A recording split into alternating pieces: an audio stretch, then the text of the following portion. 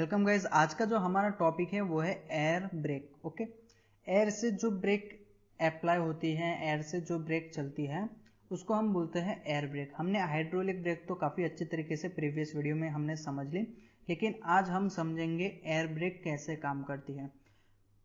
Working जो है वो काफ़ी सेम है, लेकिन उसकी जो प्रोसेस है उसमें थोड़ा बहुत चेंजेस आ जाता है, जो हाइड्रोलिक ब्रेक से काफ़ी ज़्यादा अलग तो हम नहीं बोलेंगे, लेकिन हाँ काफ़ी अच्छा खासा अंदर पार्ट्स की वजह से चेंजेस आ जाता है। जो मोस्टली हम फोर व्हीलर जो चलाते हैं उसमें एयर ब्रेक नहीं होती है। एयर ब्रेक जो होती है ओनली फॉर बड़ी व्हीकल जैसे कि ट्रक हो गया या फिर बस हो गई, उसमें जो होती है वो मोस्टली एयर ब्रेक यूज़ होती है। या फिर एकदम हैवी व्हीकल होते हैं जो फोर व्हीलर होते हैं उसमें भी कई बार होते हैं, लेकिन बहुत ज़्यादा हैवी व्हीकल होते हैं उसी में ही। लेकिन मोस्टली जो होता है हम हाइड्रोलिक ब्रेक ही यूज़ करते हैं फोर व्हीलर में। लेकिन हमें जानना बहुत ज़्यादा ज़रूरी है कि एयर ब्रेक एक्चुअली वर्क कैसे करता है। ओके, एयर ब्रेक का मतलब है कि एयर से जो ब्रेक अप्लाई होती है उसको हम बोलते हैं एयर ब्रेक। ओके, तो यहाँ पे एयर ब्रेक से हमको समझ में आ जाता है कि वो एयर से ही अप्लाई होने वाली है।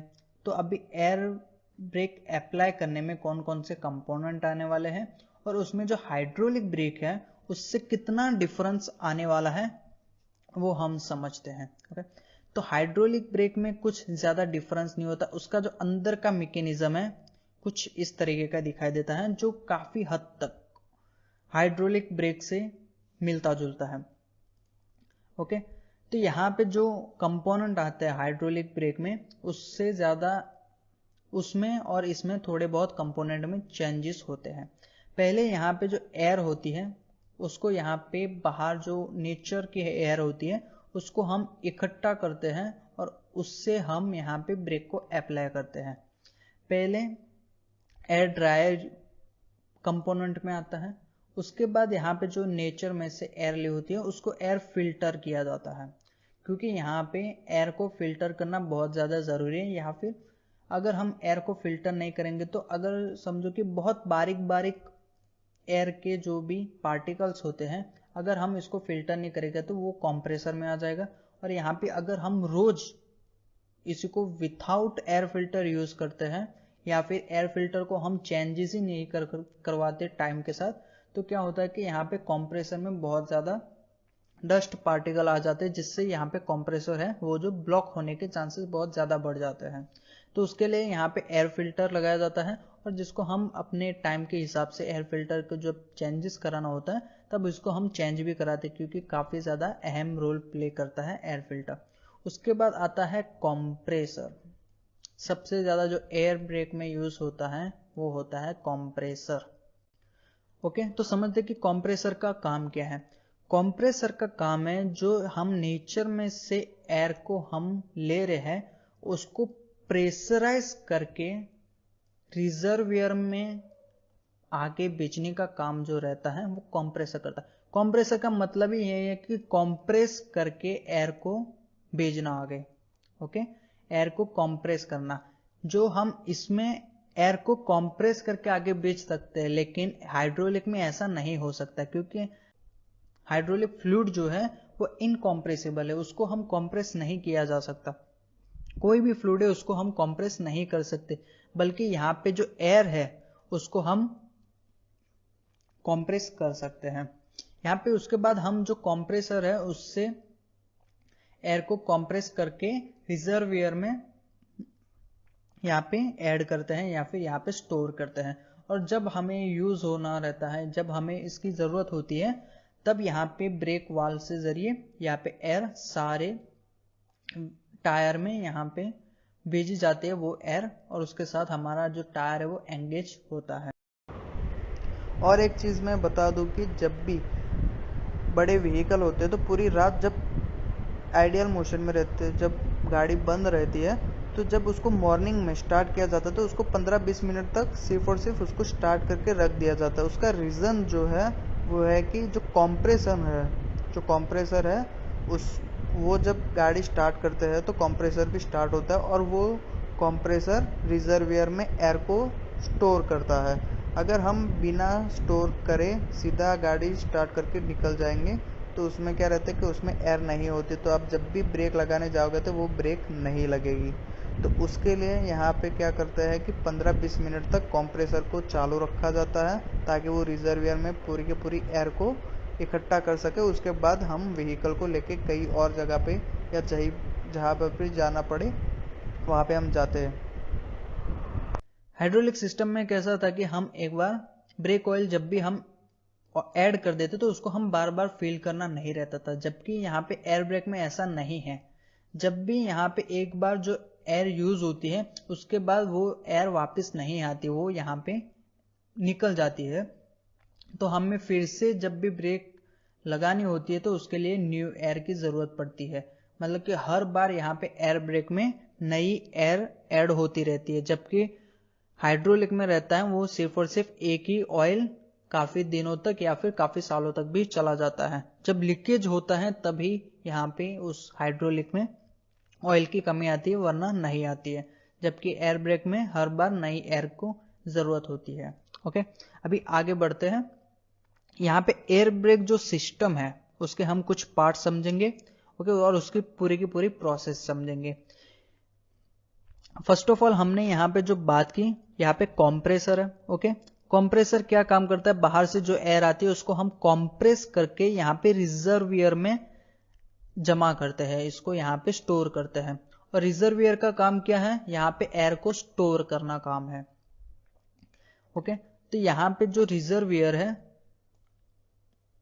उसको हम क्यों रखते हैं, जबकि हाइड्रोलिक में ये सब तो नहीं होता है। ओके, जब भी हमें ब्रेक की जरूरत होती है तब हम यहाँ पे नेचर में से एयर लेके उसको हम जब तक यहाँ तक ट्रांसफर करेंगे तब तक बहुत ज्यादा देर हो जाती है और यहाँ पे काफी प्रेशराइज एयर नहीं मिलती है। जो हमको काफी ज्यादा प्रेशर वाली एयर चाहिए, हम जब विथआउट रिजर्वियर को हम एयर ब्रेक सिस्टम को वर्क कराएंगे हमको एक प्रेशराइज एयर नहीं मिलेगा और यहाँ पे जो ब्रेक है वो भी फेल होने के चांसेस है और एक्सीडेंट हो सकता है।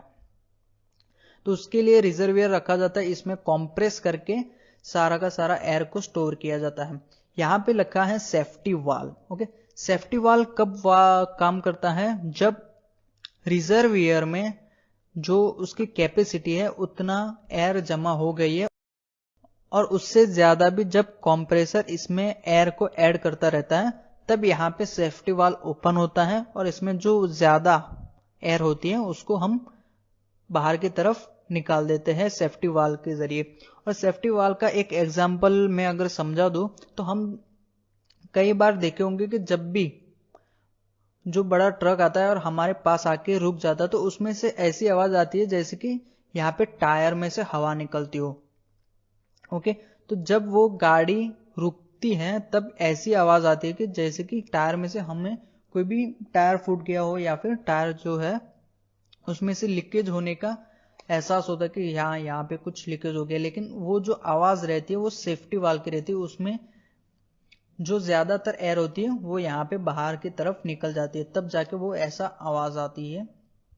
ओके, तो यहाँ पे जो सेफ्टी वाल्व का काम है, यहाँ पे जो एयर है उसको हद से ज्यादा ना स्टोर करके उसके लिए सेफ्टी वाल्व यहाँ पे यूज होता है। सप्लाई लाइन, ओके सिंपल है, सप्लाई लाइन यहाँ पे एयर को सप्लाई करता है।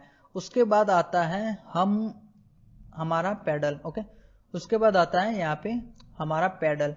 अब हम जब ब्रेक को एंगेज करेंगे तब जाके यहाँ पे वाल्व ओपन होगा और यहाँ पे जो रिजर्वियर में एयर है वो सारी टायर तक पहुंचेगी। ओके, तो यहाँ पे हम जब ब्रेक पेडल को प्रेस करते हैं तब जाके यहाँ पे वाल्व ओपन होता है और यहाँ से एयर आके सीधा टायर की तरफ ऐड होती है, टायर की तरफ मूव होती है और यहाँ पे जो ब्रेक है वो अप्लाई होती है।